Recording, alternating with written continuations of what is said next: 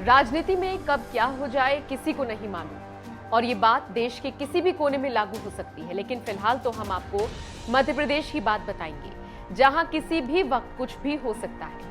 पहले सिंधिया ने कांग्रेस को तोड़ा, फिर बीजेपी में शामिल हुए और लगभग 1 साल बाद दूसरे केंद्रीय रिशफल में जगह बनाने में कामयाब हुए। लेकिन उनके विरोधी और उनके कांग्रेस के साथी अब भी उनको ताना देते रहते हैं कि बीजेपी में सिंधिया की इज्जत नहीं है।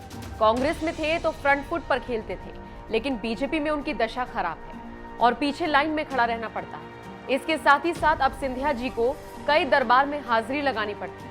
उसी कड़ी में कांग्रेस नेताओं और बीजेपी को ज्योतिरादित्य सिंधिया ने कड़ा संदेश भेजा और कहा कि न आंख झुकाकर बात करेंगे, न आंख उठाकर बात करेंगे, हम आंख मिलाकर बात करेंगे।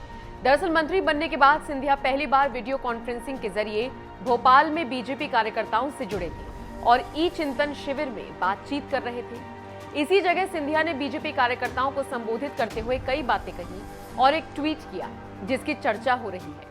ज्योतिरादित्य सिंधिया ने अपने ट्वीट में लिखा, न आंख झुकाकर बात करेंगे, न आंख उठाकर बात करेंगे, हम आंख मिलाकर बात करेंगे। इसी ट्वीट के बाद लोग इसका मतलब कई तरह से निकाल रहे हैं। कुछ का कहना है कि ये कांग्रेस को जवाब है, जो रोज रोज कहती है कि सिंधिया जी कांग्रेस में अगली पंक्ति के नेता थे और अब सबसे पिछड़ी पंक्ति के नेता हो गए हैं। इसी से दुखी होकर सिंधिया ने जवाब दिया है, तो कुछ दूसरे लोग इस ट्वीट को मोदी शाह से जोड़कर देख रहे हैं।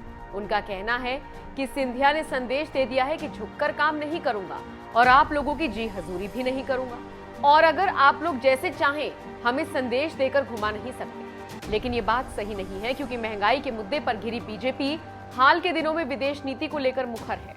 विदेश नीति में अपनी उपलब्धियों को बताने के लिए पार्टी सभी राज्यों में ई चिंतन शिविर आयोजित कर रही है। इसमें पार्टी के प्रमुख नेता कार्यकर्ताओं को संबोधित करते हैं। पार्टी इसके जरिए कोशिश कर रही है कि सरकारी उपलब्धियां निचले स्तर तक पहुंचे, इसलिए जमीनी कार्यकर्ताओं को भी इसमें शामिल किया जा रहा है और उन्हें सरकार के कामों को गिनाया जा रहा है। कोरोना की वजह से नेता सीधे विभिन्न जगहों पर जाकर अपनी बात रख नहीं सकते हैं। ऐसे में पार्टी ने ई विचार का फॉर्मूला अपनाया है, तो सिंधिया ने वही बात रखी है। लेकिन कांग्रेस ने ज्योतिरादित्य सिंधिया के बयान को दूसरे मतलब से लेकर उछाला और बवाल मच गया, खबर बन गई। तो आप समझ सकते हैं खबर क्या है और ये खबर क्यों हाईलाइट हुई और तूल पकड़ी।